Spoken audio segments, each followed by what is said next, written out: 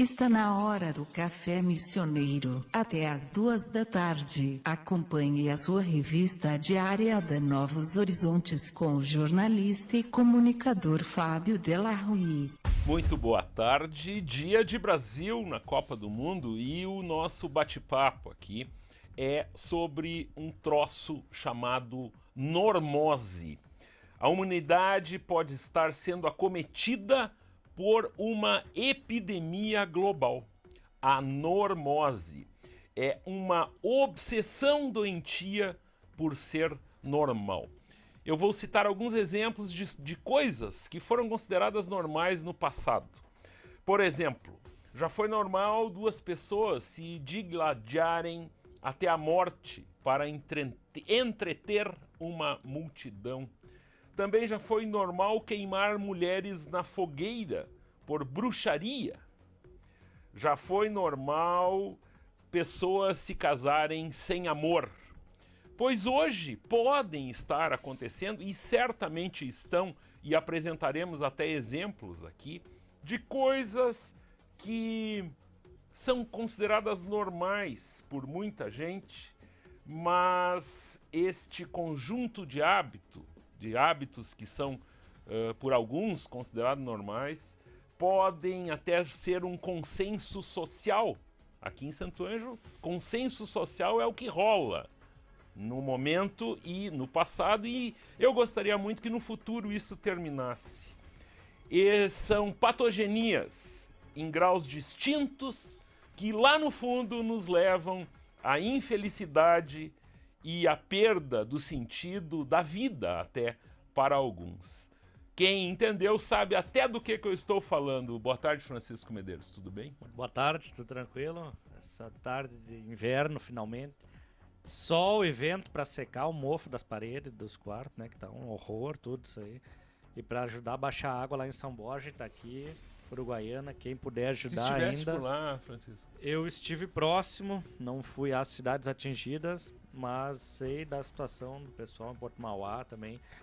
Todo mundo ainda precisa de ajuda, quem puder mandar, principalmente mais produtos de limpeza, né? Alimentos e produtos de limpeza. Esse é o grande ponto, porque agora que baixou a água, tem que tirar o barro de dentro da casa, e não é fácil, porque o Uruguai meteu barro em todo mundo, né? Então esse é um processo bem sério, mas a solidariedade está aí.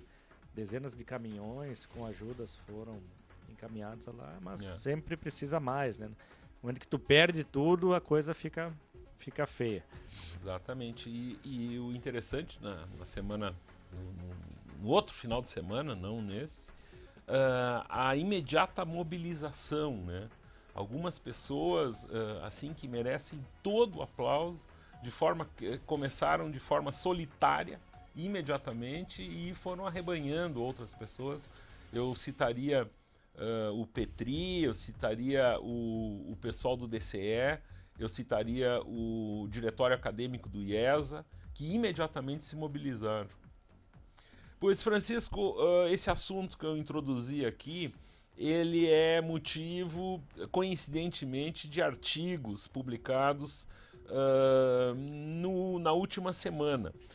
Na verdade, eu citava alguma coisa em relação ao conceito cunhado nos anos 80, que é a normose, né, que seria uma doença de ser normal. E o interessante é que esse conceito ele foi cunhado quase que simultaneamente pelo psicólogo e antropólogo brasileiro Roberto Crema e pelo filósofo, psicólogo e teólogo francês, o Jean-Yves Leloup. E isso tudo na década de 80. Eles estavam trabalhando separadamente e a partir daí se juntaram para tentar descrever isso.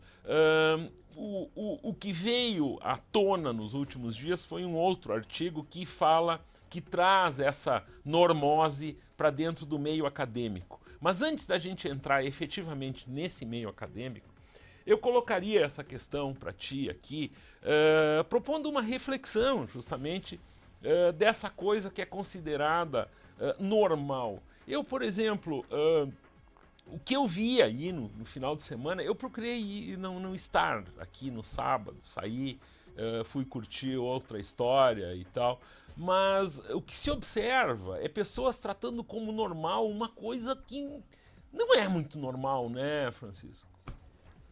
É o evento do fim de semana que aconteceu?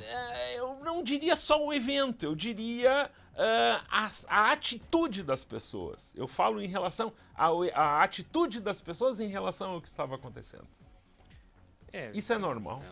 Eu não digo que seja normal, mas é compreensível no momento que a gente está afastado de um grande centro e que não tem a participação efetiva de figuras de expressão no nosso convívio diário. É difícil, né? Quando tu vê alguém que é mais ou menos articulado e tá na mídia, tu já tem uma coisa de ser fã mesmo não estando nem aí para o indivíduo. Então esse é um ponto. Nós estamos longe dos grandes centros e isso nos limita e distancia. Mas a normose dessa atitude foi muito preocupante. Eu concordei com uma frase que ele repercutiu, que é quando ele disse que ele nunca tinha estado em uma cidade onde todas as pessoas eram efetivamente bonitas. E isso é verdade. Santo Ângelo somos todos nós muito lindos, né? Inclusive nós aqui nos enquadrado estúdios, agora, né? com esse traje black aí, ele está lindo, objetivamente. Né? Muito obrigado. Mas entrando a questão, e eu queria trazer essa discussão, o contexto social nos envolve de uma forma que caracteriza-se, de uma certa forma também, por um desequilíbrio crônico. Por que as pessoas gostam tanto de coluna social? Isto é normal? Na verdade, é a busca pelo reconhecimento, né? Todos nós queremos ser reconhecidos. Aí que tá. Cada um busca dentro do seu seio que vive, né? Então, a sociedade santo-angelense, efetivamente, não só de Santo Ângelo, mas de cidades do interior do estado, ainda existe essa, digamos assim, esse imaginário comum. Não sei do que a gente pode enquadrar. Acho que até para os estudiosos de Santo Ângelo ficaria um ponto a ser buscado, né? Um sociólogo aí que queira fazer entrevistas, né?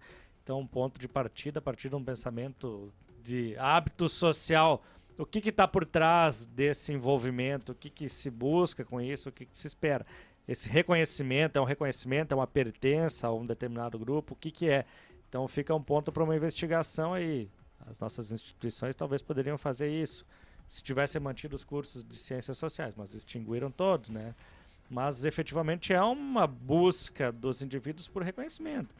De que forma ele vai vir, eu não sei, mas o reconhecimento sempre daí ele se dá de uma forma comprada, é assim efêmera, que funciona. Pois é assim que funciona nas cercanias, né?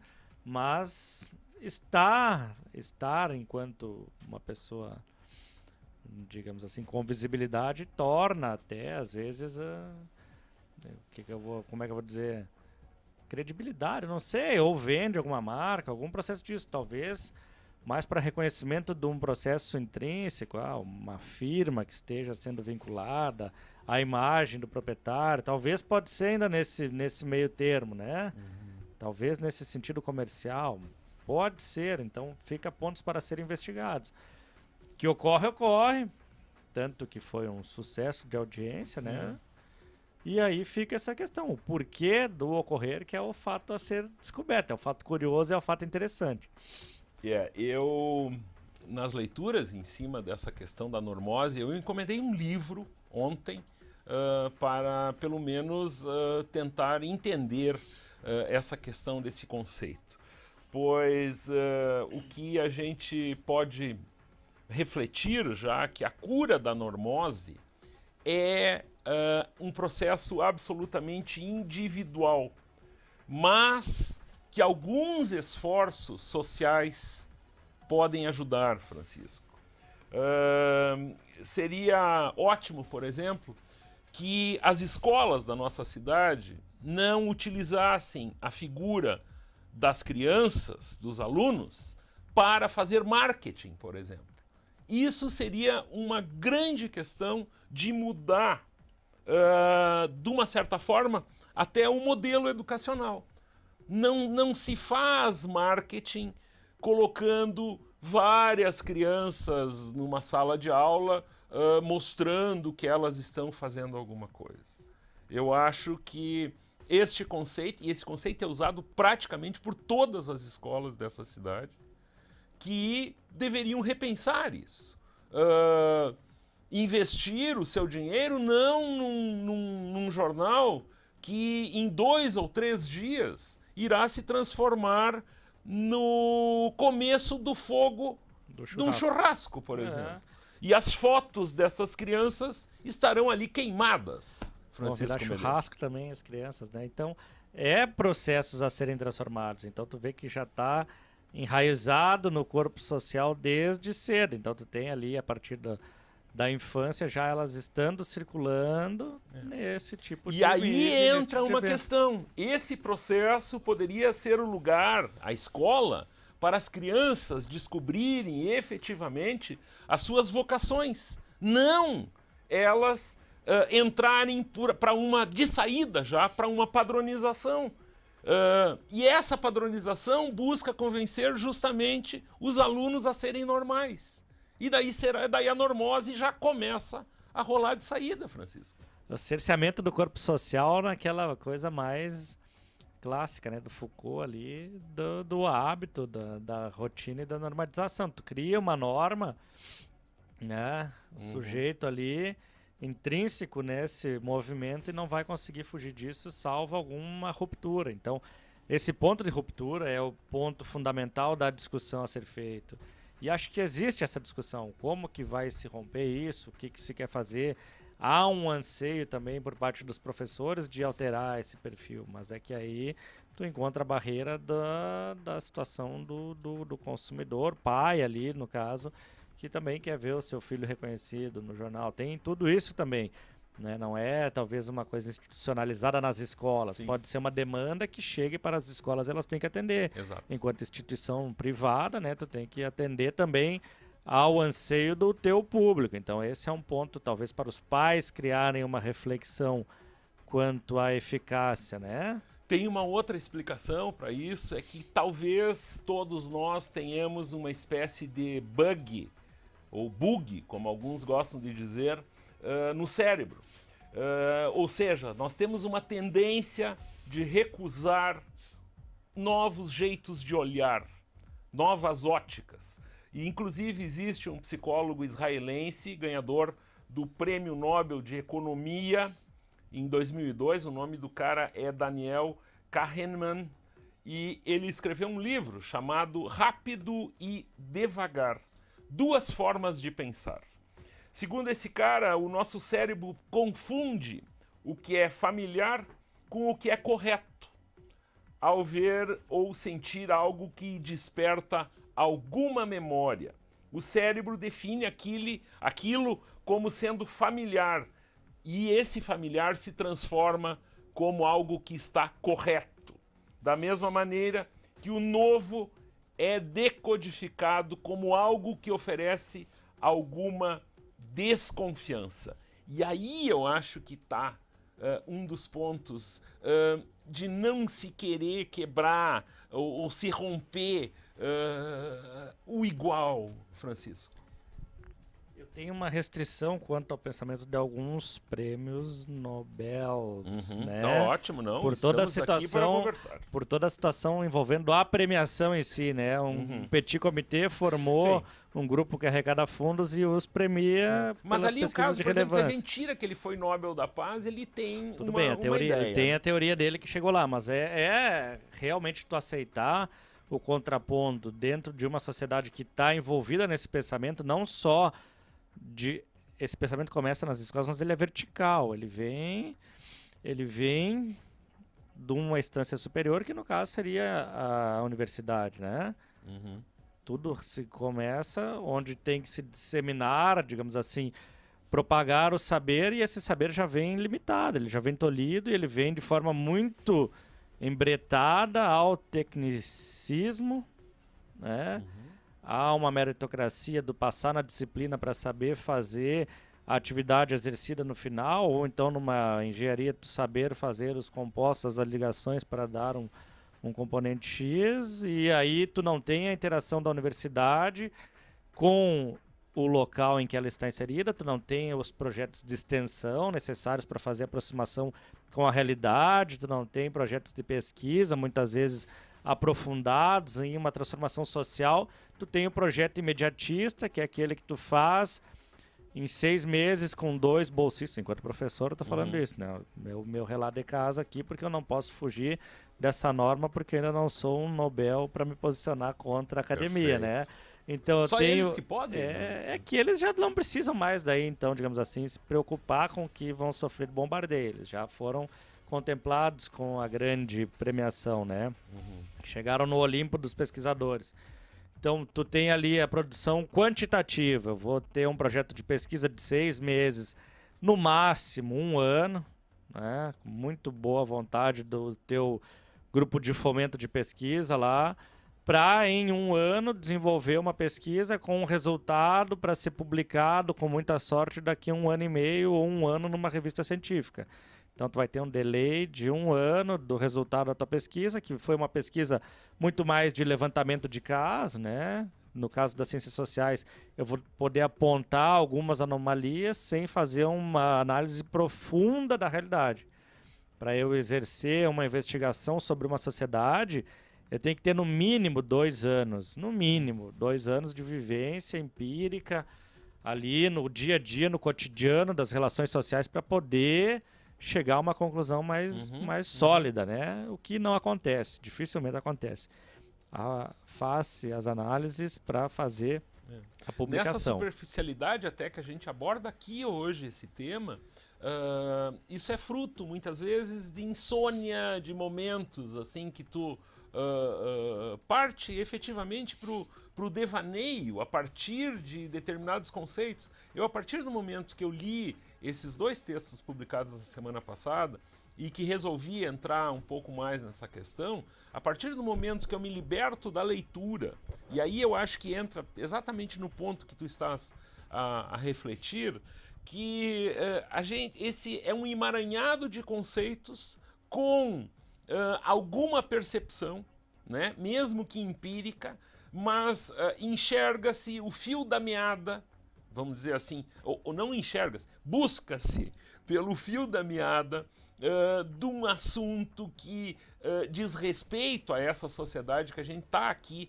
absolutamente inserido, né? E que o ideal seria que que outras pessoas, que diferentes pessoas opinassem sobre isso. Não que simplesmente fizessem de conta que é só isso mesmo e que está tudo bem. Porque eu te digo, nada mais chato que alguns encontros sociais que tem que se estabelecer toda uma postura de comportamento, de indumentária, de roupa, de palavras, de coisas absolutamente vazias. A antropologia começou seus estudos nas relações sociais, né? O Postlache lá das ilhas do Pacífico, lá nas relações das tribos do Malte, né?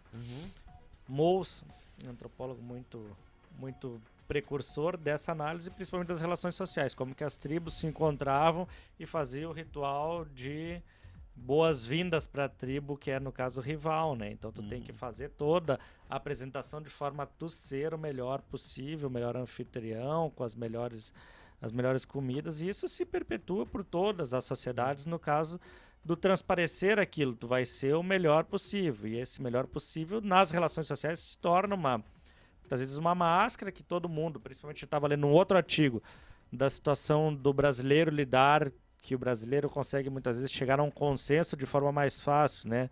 Chega-se a um pensamento ali, realmente uma reunião para discutir um ponto de trabalho. Vamos seguir por essa linha? Vamos. Não, a gente tem que ajustar um pouquinho para chegar lá. Tá, tudo bem, não, sai todo mundo feliz. E no momento que senta no seu escritório particular, lá, isso aí não vai dar certo, vou fazer, mas essas coisas aí não tem futuro. Então, mas na hora de tu se posicionar na discussão do grande grupo para dizer, não, eu acho que isso não vai funcionar, tu mantém a tua opinião cerceada e externa isso no momento talvez do boicote ao desenvolvimento da ideia. Então essa microfísica, essa micro-relação do poder, né, do poder das relações sociais, que é a situação, enfim, que é a precursora do discurso. Às vezes tu ser o cara contrariar, tu vai dar uma ruptura e um salto de qualidade para tua empresa gigantesca.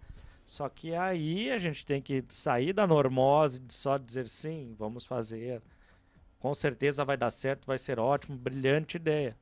Né? Porque muitas vezes pode achar que está fazendo algo absolutamente fora da normose, e na verdade isso é o maior exemplo disso. De ter esse discernimento, essa empatia de que essa ação efetivamente foge do convencional.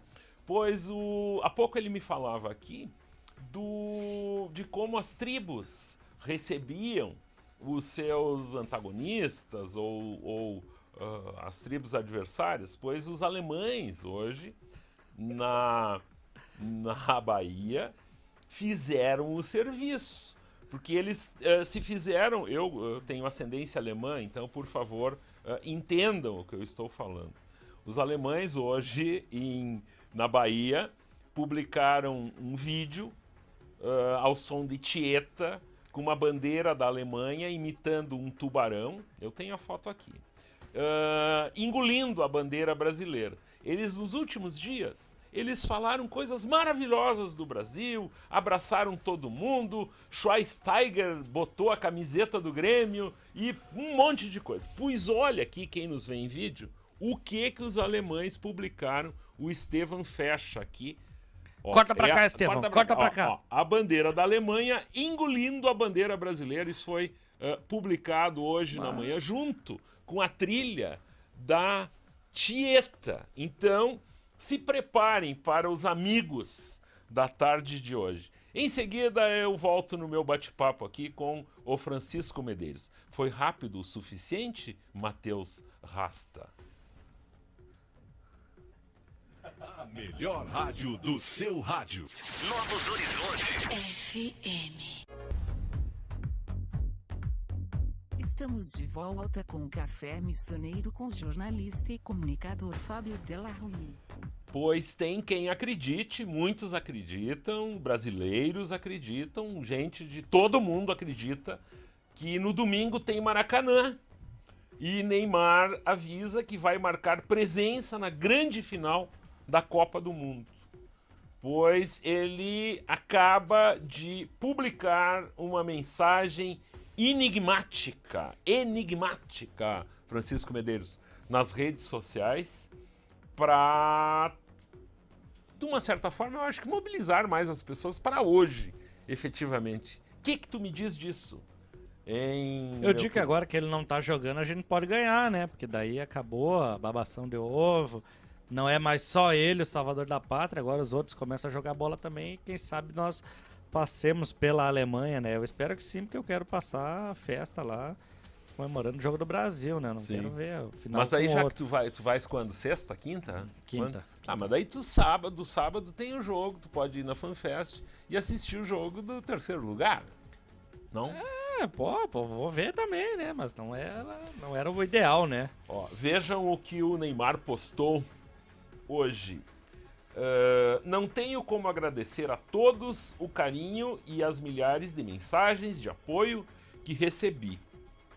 Queria até saber falar mais de um idioma para agradecer todo mundo. Acompanhei ou tentei acompanhar tudo o que foi publicado. Foram essas as mensagens que fizeram esses últimos dias menos dolorosos, tá? E ele disse ainda que queria saber e agradecer, enfim, né? E ele ressaltou ainda a importância da torcida e tá. E ele deixou claro que quer estar lá domingo. Deve ser, né, para assistir ou coisa assim. Posso falar mal do Neymar? Mas assim, esteja à vontade. A justiça divina cobra o preço, né? O cara roubou 30 milhões de euros no paraíso fiscal português, lá faliu com o time do Barcelona, o presidente foi demitido, metade do time vai ser mandado embora por não querer talvez jogar com uma figura dessas, e aí endeusado, né? Aquela disfunção de valores. O ladrão de galinha tem que estar preso, tem que morrer, tem que apanhar da polícia, e o ladrão do dinheiro gordo, né, tá aí enquanto herói. O cara é um 71, uma família de um 71, pai um 71, que organizou todo. O 71 é estelionatário, né? Na gíria policial ali, nos códigos da polícia. O cara é um estelionatário, desviou milhões para o paraíso fiscal e tá aí enquanto Deus, né? Pode fazer todo a babação de ovo, todo dia enchendo o saco na TV, só falando isso, mas é um ladrão. O cara é um ladrão que não vai ser punido e nem julgado pela justiça brasileira. Mas é um ladrãozinho tão ou pior enquanto esses que estão no nosso presídio aqui em Santo Ângelo. Inclusive, um abraço pro pessoal da SUSEP que nos escuta sempre, realiza ali um excelente trabalho e ainda está esperando a abertura do centro de saúde aqui, que a prefeitura não deu resposta do contrapartida dos médicos, né? Como é que isso iria funcionar, hein? Quem sabe vamos botar o cara preso aqui, daí de repente eles abrem o posto de saúde para uma celebridade, né? Um 71 de alta magnitude, né? Magnificência, né? Tá fechado lá, não tem resposta da contratação. Mas queria... enfim, qual a solução, qual a proposta de solução que foi feita? Uma tentativa de dar... A tentativa é que tem que dar o município tem que dar uma contrapartida mínima ali, mas não quer saber, quer preso que apodreça lá, não tô nem aí pra ele. Barbaridade. Mas o Neymar também, né? Tá lá, ladrão. Ele é ladrão, né? Com todas as palavras, ladrão, estelionatário. Se não foi ele é no mínimo conivente, ele é no mínimo cúmplice, porque o pai dele que fez. Eram 3 da manhã, eu assistia o Madruga Sport TV, a correspondente, que eu considero um dos grandes projetos que o Sport TV fez, de espalhar correspondentes em todo o mundo. Eles começaram... Todas as sedes da Copa, né? O Passaporte... Não, mas isso foi antes, né? O Passaporte Sport TV. Na verdade, é um programa de auxílio a estudantes, a quem quer buscar um conhecimento e tal. Então, tem correspondente em todo lugar do mundo. Então, na Costa Rica, a moça que está lá, falando que não ia poder assistir a partida porque naquele momento a seleção da Costa Rica estará chegando ao seu destino, de volta ao país, e como obrigação profissional dela, ela vai ter que acompanhar isso. Mas acima de tudo, ela falou algo que eu acho que traduz muito o momento da nossa seleção, que é o seguinte: esses países, principalmente os países latinos, sempre se especializaram, o México era o número 1 nisso, né? Se especializaram em torcer para o Brasil. Então era comum encontrar aí, nas mais remotas paragens, pessoas identificadas com o futebol brasileiro. Ela fez essa pergunta para os costarriquenhos desde o começo da Copa. Claro que a partir do momento que a Costa Rica começou a mostrar, e começou a mostrar desde o primeiro jogo, resultado, menos, obviamente, as pessoas iriam torcer para o Brasil, iriam torcer para a Costa Rica. Mas o que ela procurou apresentar foi o seguinte: que esta seleção, que estas pessoas, elas não trazem aquela emoção, aquilo que caracterizou até há muito pouco tempo a seleção brasileira. E isso faz e fez com que pessoas não quisessem torcer para o Brasil. E eu acho que isso acontece aqui dentro também com algumas pessoas, independente da questão política. Eu acho que eu observo, pelo menos, as reuniões com os amigos durante os jogos da Copa. Se o time... É aquela velha história, como torcer pro Grêmio ou pro Inter. Se o time não tá bom, tu acha qualquer outra coisa para fazer na hora do jogo. Tá? E com a seleção tá sendo porque assim, tem aquele que não acompanha futebol que fica numa angústia que não sabe por quê. E os que em 10 minutos de jogo sentem o drama... Eu tenho um aqui que tá atrás dessas lentes da verdade aqui, o Esteban Menini, o jornalista, eu falei o nome dele em espanhol agora, porque ele muito tempo em São Borja, né? Então, o Esteban diz ele Menini... que muito se divertiu nos cassinos da argentinos ali, né? Agora sim. Pois o Esteban diz isso, que o cara enxerga o jogo, como o jogo está, e aí tu entra num estado de tensão, que fica muito difícil acompanhar a partida e tu não consegue torcer pelos caras e tal. Então é isso que a gente observa, né, em alguns jogadores ali. Eu acho que é mais ou menos isso, Francisco, ou não? Mais ou menos isso para mais, né? Agrega-se mais, né? Une-se a esse não jogar bem o fato dos salários nababescos, né? Então os caras ganham 300 mil reais por mês e não conseguem dar um toque de 5 metros na bola sem errar. Então esse tipo de coisa que vai criando uma antipatia, né? Mas aí, futebol é aquela cachaça, né? Tu tá Pois lá, é. tu acaba vendo e acaba torcendo. A cachaça é às 5 hoje, então a partir das 3 já tem gente lidando com as ferramentas para o jogo. A torcida missioneira vai funcionar Torcida hoje. missioneira aqui na esquina da Andradas com a Marquês. Temos o Rola Shop também, a Quick. Uma torcida muito boa que tem acontecido é lá no Água Santa também. O pessoal sempre me convida, eu digo, não, mas eu tenho que trabalhar no outro dia. E eu gosto muito de uma festinha, daí eu vou prolongar e tal, né, Francisco? Terça-feira é perigoso prolongar a festa. Não é possível. Não dá, né? Pois bem, estamos chegando ao fim do Café Missioneiro, hoje um pouquinho mais cedo para não atrasar a programação da tarde aqui na Novos Horizontes. Pois, Francisco, eu te desejo uma ótima viagem a Rio de Janeiro. É uma diversão, eu acho que tu partir para uma diversão dessas, assim, é algo inesquecível, sem dúvida nenhuma, né? Então tu aproveita bem. E terça tu estás de volta já, não? Já tô terça-feira. Então ele já vai trazer um fuleco para nós. Correspondente 24 horas lá no Rio de Janeiro. Mas encontrar um fuleco pode ser usado, tá? Não tem problema. O pode fuleco trazer sumiu, não o tem fuleco não usado fuleco, para nós, que fuleco. não tem problema. Eu Tá? tenho que mandar um abraço pro pessoal, nossos Pode mandar. rádio ouvintes, que trabalham no Detran ali na frente de casa, que estão sofrendo com críticas de parte da imprensa, porque dizem que eles estão mal instalados ali. Mas por quê? Porque tá atrapalhando o trânsito. Pro inferno, Mas né? Não tem o que fazer, É vá o procurar trânsito que notícia. atrapalha. As pessoas têm que entender que não é o trânsito é o trânsito que atrapalha as pessoas. Enfim, então, abraço pra eles lá que estão sofrendo uma perseguiçãozinha aí. Valdeci, meu despachante ali. E pro João, dentista João Guilherme aqui, muito meu amigo, muito competente com a clínica dele ao lado do antigo Banrisul, né? Merchan. Então Que depois beleza. Mas assim, sobre esse assunto que tu levantas, eu morei naquele prédio em cima do Detran Isso ali. aí.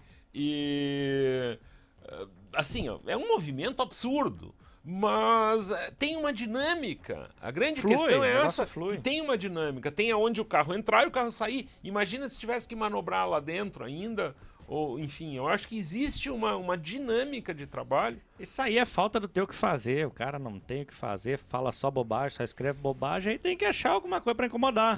Né? Então fica aí minha crítica também aos alguns departamentos da imprensa aí que são desse tipo aí. Muito pior do que isso, eu vejo, por exemplo, a esquina, a falta de uma rótula nas proximidades agora do Hospital da Unimed. Aquela esquina lá, cada vez, o cruzamento, né, da Marechal com a Rio Grande do Sul, ali sim é um espaço que preocupa. Eu diria, né, que acidentes, com a visibilidade é absolutamente comprometida, e uma solução seria se ter uma rótula, enfim. Né?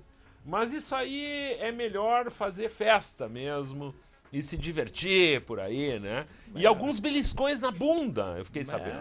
Vários, né? Ficamos assim e a Vivian Ferraz assume. Tu não esquece de trazer um fuleco pra mim lá. E como eu disse, pode ser usado, não tem problema. Tá Se eu encontrar um, vou providenciar. Então. Que beleza. Até amanhã. A melhor rádio do seu rádio. Novos Horizontes. FM.